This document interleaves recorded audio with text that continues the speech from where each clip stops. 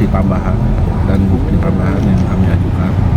Di dalam persidangan ini ada satu fakta yang terkuak, yaitu bahwa sebagian dari tanah milik klien kami yang tadinya tidak ditemukan dan pihak tergugat mengaku tidak tahu menahu, ternyata tanah itu juga dikuasai oleh tergugat dengan bukti berupa sertifikat hak milik nomor 36 yang sudah kami serahkan sebagai bukti tambahan.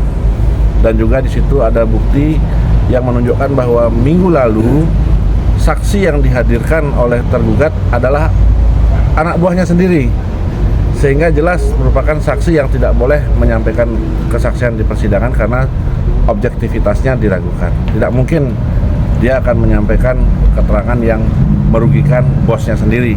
Dan hari ini kami buktikan dengan juga sejumlah saksi yang menerangkan bahwa tanah itu juga dijaga oleh si saksi ini sendiri.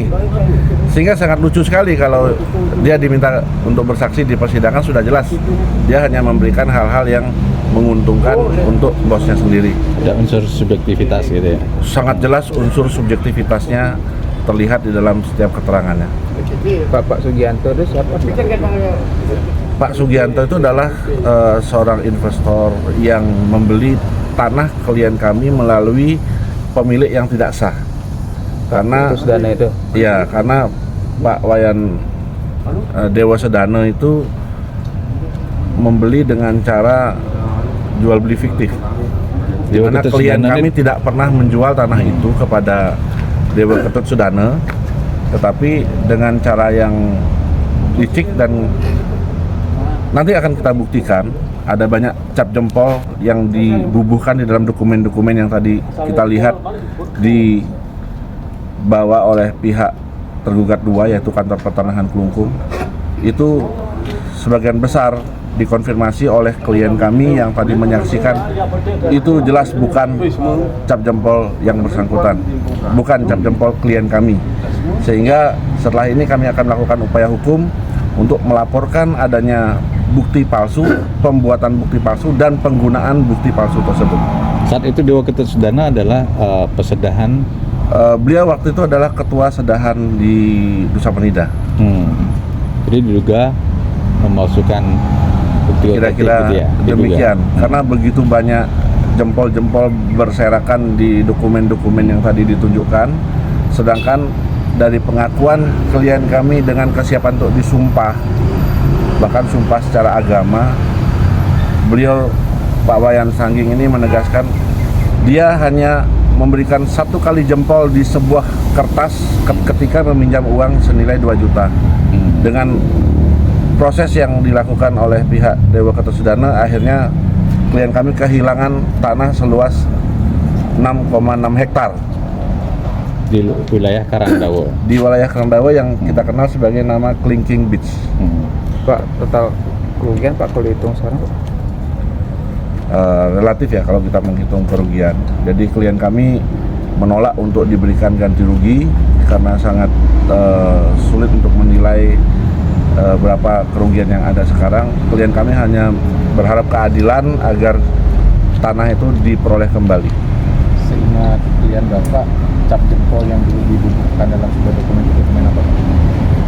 Itu adalah lembar yang menurut Dewa Ketut Sudana sebagai jaminan karena meminjamkan uang sebanyak 2 juta rupiah kepada Pak Wayan Sangging. Jadi klien Bapak sama sekali tidak ada menjual tanah itu ya? Sama sekali tidak pernah menjual. Dan sebentar lagi kita akan saksikan sebuah video dari saksi terpenting dalam perkara ini yang menegaskan bahwa beliau, Iwayan Soka atau Gurun Soka, tidak pernah mengetahui adanya jual beli.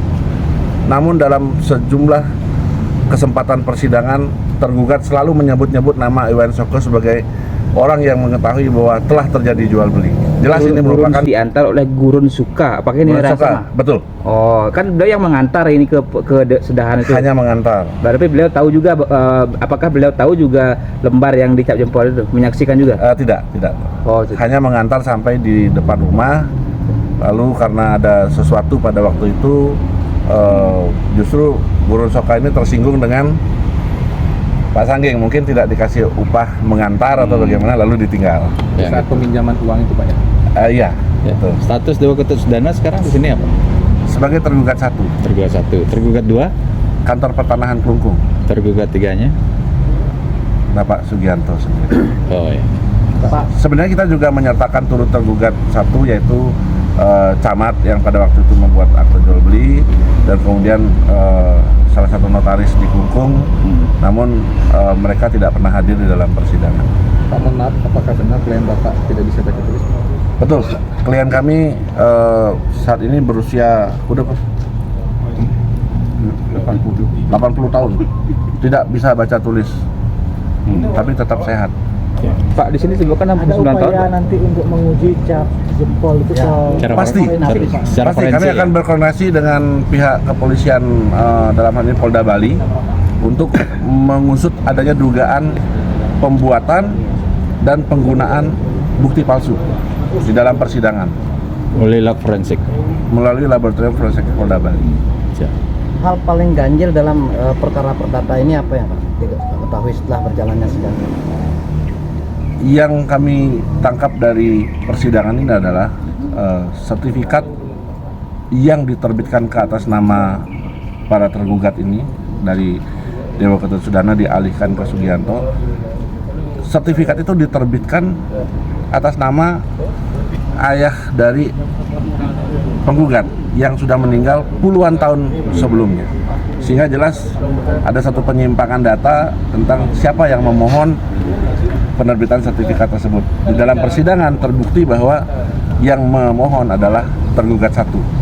Jadi terbitnya sertifikat itu cacat hukum Pak ya? Sangat Dan cacat yuridis. hukum karena didasarkan pada akta jual beli, yang mana di dalam pemeriksaan yang kami lihat dalam persidangan, akta jual beli yang diterbitkan tersebut penuh dengan pelanggaran.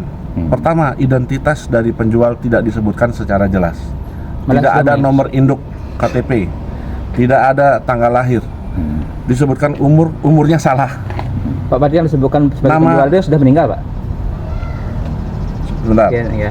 Nama yang disebutkan adalah Isangging, bukan Iwayan Sangging. Berarti yang sudah meninggal tadi. Dan di situ disebutkan bertindak untuk atas nama bapaknya yang sudah meninggal. Jelas itu sesuatu yang tidak mungkin. Kuasa dari orang yang meninggal tidak mungkin. Bisa diperjelas maksud keganjilannya itu berarti pemohon ini atas nama orang yang sudah meninggal gitu Pak, maksud Bapak? Betul. Yang itu tidak mungkin terjadi. Ya itu jelas melanggar hukum. Berarti yang menjual yang sudah orang Bagaimana sudah bisa meninggal. diterbitkan sertifikat itu terhadap BPN? Nah itu pertanyaan yang seharusnya Bapak tanyakan kepada BPN. BPN sendiri. Karena kita tidak tahu bagaimana prosesnya pada waktu itu, entah ada oknum atau ada apa ya, sehingga terbitlah sertifikat yang saat ini kami jadikan perkara. Nanti setelah kami memenangkan perkara ini,